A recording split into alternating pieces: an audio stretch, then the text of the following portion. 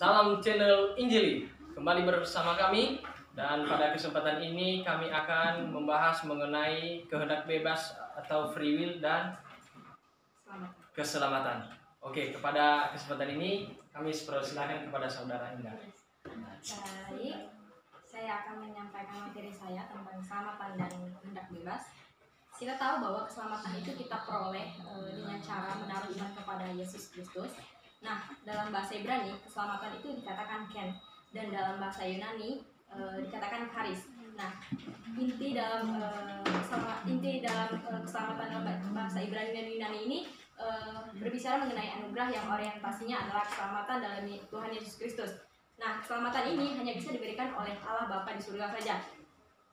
Dengan demikian, keselamatan ini hanya datang dari tempat yang maha tinggi.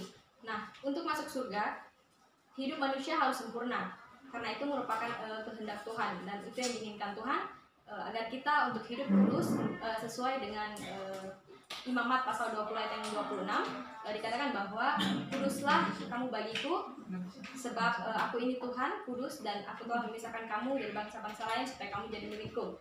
Dalam perjanjian baru juga ditegaskan dalam 1 Petrus pasal yang pertama ayat yang ke-16 dikatakan kuduslah kamu sebab aku kudus. Nah, kalau pengertian seseorang mengenai keselamatan hanya terhindar dari neraka dan diperkenankan masuk surga, maka kekristenannya pasti hanya kulit, tidak menyentuh inti kekristenan yang benar. Kekristenan semacam itu hanya sekedar agama yang dihiasi dengan berbagai kegiatan keberagaman yang semata-mata.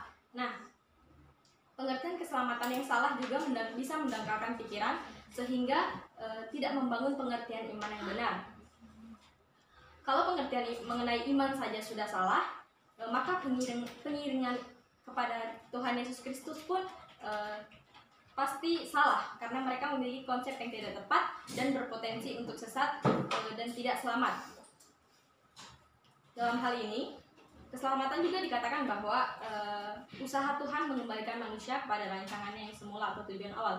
Apa rancangan semula Allah? Yaitu menciptakan manusia memiliki keserupaan dengan dirinya. Karena manusia telah dirusak oleh rancangannya sendiri atas bujukan ular. Kita lihat juga adalah seperti Hawa yang dibujuk oleh ular di Taman Eden. Nah, ini berarti fokus keselamatan itu bagaimana kita bisa menjadi manusia yang dikehendaki oleh Allah dan memperoleh keselamatan dan juga memberi diri digarap oleh Tuhan melalui Roh Kudus menjadi manusia yang mengerti kehendak Allah dan melakukan kehendak tersebut. Dalam hal ini, jaminan kekal orang percaya yang telah menemukan tempat perlindungan di dalam Kristus, yang telah menerima Dia sebagai Tuhan dan Juru Selamat pribadinya, telah dilahir barukan untuk selama-lamanya. Nah, ketika kita diselamatkan, kita memahami bahwa Allah akan memelihara kita sampai akhir. Dan juga, ketika kita bergabung dengan Kristus melalui iman, kita merupakan anggota tubuh Allah yang lengkap dan utuh. Dalam hal ini juga, ketika kita memiliki jaminan hidup kekal, itu juga karena firman dan janji Allah. Maka dari situ kita pasti bertanya-tanya bagaimana memperoleh keselamatan. Nah, keselamatan ini dapat kita peroleh ketika kita menjadi orang percaya, di mana kita memiliki keyakinan yang pasti di dalam Yesus Kristus. Kita menerima Yesus Kristus sebagai Juru Selamat dan Tuhan di dalam hidup kita. Kita mengundang Roh Kudus untuk selalu hadir di dalam hidup kita, dan membiarkan Tuhan masuk ke dalam hati kita dan membiarkan diri kita untuk berserah kepada Tuhan, sehingga hidup kita lagi bukan milik kita tetapi milik Tuhan. Maka karena itu keselamatan itu hanya dapat diperoleh dari Allah ketika kita sudah menyerahkan diri kita sepenuhnya. Nah, dalam proses keselamatan pada dasarnya adalah menjadikan manusia unggul bagi Tuhan. Manusia unggul adalah manusia yang dirancang seperti semula oleh Allah. Untuk masuk ke dalam proyek menjadi manusia unggul ini, seseorang harus mempertahankan segenap hidupnya bagi Tuhan. Tanpa hal ini, seseorang tidak akan bisa menjadi manusia yang dikehendaki oleh Allah. Selanjutnya kita akan berbicara tentang kehendak bebas. Kita tahu bahwa setiap masing pribadi, individu manusia memiliki yang namanya kehendak bebas. Nah, Allah memberikan kehendak bebas kepada kita. Terkadang juga Allah memberikan nasihat bahkan teguran. Nah, Di dalam hal ini manusia yang memiliki keputusan atas dirinya sendiri. Keputusan tersebutlah yang menentukan keadaan manusia di kemudian hari. Dan Allah tidak pernah menetapkan manusia untuk jatuh dalam dosa dan melakukan kejahatan. Allah juga tidak mengendalikan manusia. Manusia mengendalikan dirinya sendiri. Jadi kalau manusia melakukan sebuah tindakan itu bukan berarti rekayasa Allah. Memang Allah yang menciptakan kemungkinan ciptaannya yang bisa melakukan kesalahan, tetapi bukan dirancang untuk melakukan kesalahan. Manusia berinisiatif melakukan tindakan dari dirinya sendiri dan melanggar larangan Tuhan. Dengan demikian, manusia sepenuhnya yang bertanggung jawab atas kesalahannya sendiri dan pilihannya sendiri. Sangat keliru jika kita memandang Tuhan sebagai tidak berdaulat dan tidak terhormat kalau manusia memiliki kedaulatannya sendiri atau memiliki kehendak bebas. Kehendak adalah dorongan dalam diri manusia untuk meraih atau mengharapkan sesuatu. Dengan kehendak ini manusia bisa menciptakan berbagai cita-cita dan harapan yang ditunjukkan kepada seseorang atau suatu hal. Nah, inilah keistimewaan kita sebagai orang percaya, sebagai manusia yang diciptakan oleh Allah, di mana kita memiliki kehendak bebas. Nah, manusia diciptakan dengan keberadaan yang sama, namun binatang sebenarnya juga memiliki kehendak, tetapi kehendaknya hanya dibatasi oleh kebutuhan fisik saja. Kehendak bebas juga berbicara mengenai kapasitas yang dimiliki manusia, yang adalah pelaku-pelaku rasional untuk menentukan dan memilih tindakan di berbagai alternatif pilihan tindakan. Dalam hal ini, kehendak bebas harus dipahami sebagai pemberian Tuhan yang sangat berharga dan tak ternilai, di mana manusia diberi kemampuan mempertimbangkan sesuatu yang oleh karenanya manusia dilengkapi dengan rasio dalam kehormatan mengambil keputusan akhir, sekaligus membawa manusia sebagai makhluk yang beresiko tinggi dan memiliki tanggung jawab yang berharga.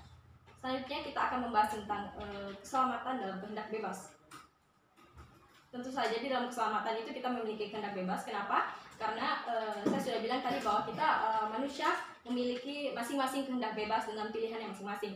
Nah, kita juga tidak boleh membangun pengertian atas keselamatan itu dengan kehendak bebas yang keliru. Kita harus memiliki pemahaman yang benar tentang hal ini, karena keselamatan itu bukanlah tindakan sepihak Tuhan secara absolut dan mutlak dalam menentukan manusia yang dipilih untuk menerima keselamatan.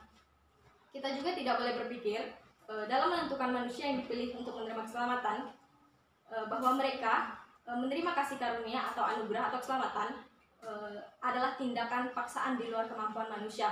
Nah, manusia ini bisa menolak keselamatan karena ia memiliki kehendak bebas, karena ia memiliki free will, yang namanya free will. Ia bisa menolak, bisa menerima, ia dapat merespon Injil jika ia mau menerima keselamatan. Kalau kita berpikir bahwa anugerah atau keselamatan yang diterima oleh seorang orang tersebut tidak bisa menolak karena itu adalah penentuan dan ketetapan Allah, maka konsep kehendak bebas itu bisa menjadi gugur. Ini berarti manusia tidak bisa ditempatkan sebagai manusia yang harus bertanggung jawab atas pilihannya. Kalau kehendak bebas tidak ada, berarti tidak ada pula yang namanya tanggung jawab. Manusia tidak perlu memberi pertanggungjawab atas dirinya. Tuhanlah yang memberi pertanggungjawaban atas segala sesuatu yang terjadi. Di dalam keselamatan ini, keselamatan juga harus diresponi dengan benar. Fasilitas yang diberikan Tuhan untuk merealisir keselamatan dalam kehidupan orang percaya yaitu Injil dan kebenaran yang diajarkan oleh Tuhan Yesus yang berkuasa untuk menyelamatkan. Roh Kudus yang menuntun orang percaya kepada segala kebenaran. Tanpa Roh Kudus, orang percaya juga tidak dapat mengenal kebenaran. Tanpa kebenaran, tidak ada kemerdekaan dan tidak ada penggarapan Tuhan melalui segala kejadian atau peristiwa yang dialami. Tidak ada sesuatu apapun tanpa memuat rencana Allah yang di dalamnya untuk mendewasakan orang percaya agar serupa dengan Tuhan Yesus. Nah, yang terpenting dari semuanya adalah bagaimana kita sebagai orang percaya meresponi anugerah Tuhan atau keselamatan Tuhan ini. Bagaimana kita bersikap terhadap keselamatan yang telah Tuhan berikan kepada kita. Kita harus bersikap dan meresponi apakah kita menerimanya atau tidak. Itu adalah pilihan dan kehendak masing-masing individu. Jika seseorang tidak meresponi anugerah keselamatan dengan baik dan menyia-nyiakannya, atau dengan kata lain, ia menolak keselamatan itu, artinya orang tersebut tidak bersedia untuk diproses dan tidak bersedia untuk kembali ke rancangan semula Allah. Jika ia pun tidak tekun dalam belajar firman Tuhan, tidak memberi diri untuk dituntun Roh Kudus, dan tidak memperhatikan bagaimana Allah bekerja dalam kehidupannya, maka ia telah menyia-nyiakan keselamatan yang telah disediakan bagi Allah. Nah, untuk kesimpulannya, sebagai orang percaya pada Kristus, kita harus mengerti bahwa Allah telah menyediakan keselamatan untuk masing-masing pribadi di dalam diri kita. Nah, di dalam diri kita juga ada yang namanya kehendak bebas. Bukan berarti jika kita memiliki kehendak bebas, kita dapat semena-mena terhadap keselamatan. Tapi kita juga harus tekun dalam belajar firman Tuhan, memiliki hubungan yang baik dengan Allah, dan bahkan anugerah yang diberikan oleh Allah ini pun masih diberikan yang namanya kehendak bebas.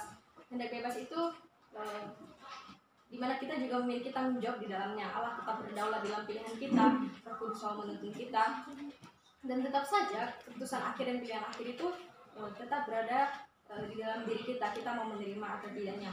Nah, hendaklah kita meresponi dengan baik anugerah keselamatan yang telah diberikan Allah kepada kita sebagai orang percaya. Mungkin segitu saja materi dari saya. Baik, terima kasih kepada saudara-saudari Indah. Dan kita tahu bahwa banyak hal yang tadi dibahas dalam mengenai keselamatan, baik dalam bentuk keselamatan dan free will. Nah, untuk itu kita ketahui bersama bahwa keselamatan itu berasal dari Allah yang melalui dengan kepercayaan. Dan bagaimana juga kita sebaliknya di dalam keselamatan itu kita memiliki namanya free will. Oleh sebab itu, bagaimana menurut pendapat dari saudara Peta? Iya, saya menarik sekali, dan diskusi yang sangat menarik. Tadi Indah menjelaskan bahwa keselamatan itu, perolehan keselamatan itu hanya dengan percaya dan mendengar. Nah, artinya kita juga selain berbuat baik, kita harus percaya. Nah, itulah salah satunya tadi yang menarik, yang membuat saya tertarik dari penjelasan Indah. Nah, kepada saudara saya Indah, sedikit saya mau diskusi di sini.